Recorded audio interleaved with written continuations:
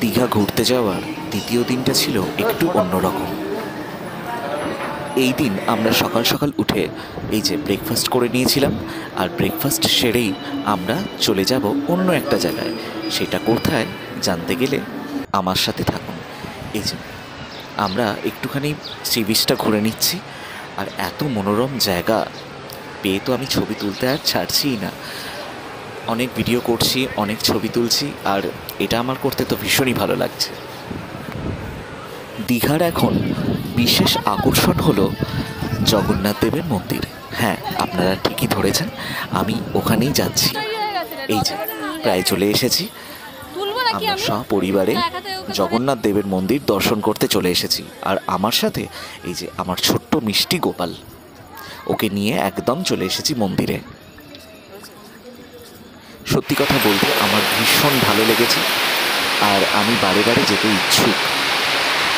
কখনো যদি আবারও সুযোগ পাই নিশ্চয়ই যাব। এত সুন্দর লেগেছে যে কি বলবো, সত্যি মনটা পুরো ভরে গিয়েছিল। খুব সুন্দর কারুকার্য করা এই মন্দির।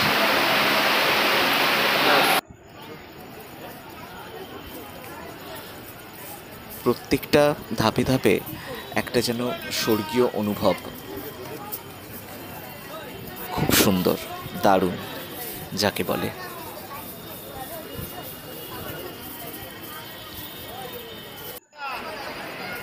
আমরা এই পুরো মন্দির ঘুরে দেখলাম।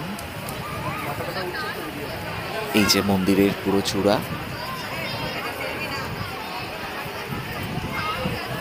খুব সুন্দর লাগছে। আমি তো অবাক হয়ে অনেকক্ষণ ধরে তাকিয়েছিলাম, এত সুন্দর। এই যে দেখা যাচ্ছে আমাদের নীলমাধবকে, দূর থেকেই আমি ভিডিও করেছিলাম। জয় জগন্নাথ। আমার তো আসতে মন ইচ্ছাই করছিল না, এত সুন্দর লেগেছে, দারুণ।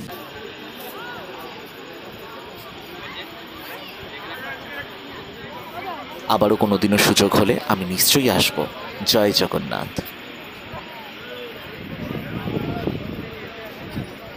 তোমরাও এসো, ভালো লাগবে। খুব সুন্দর হয়েছে এই মন্দির। জয় জগন্নাথ।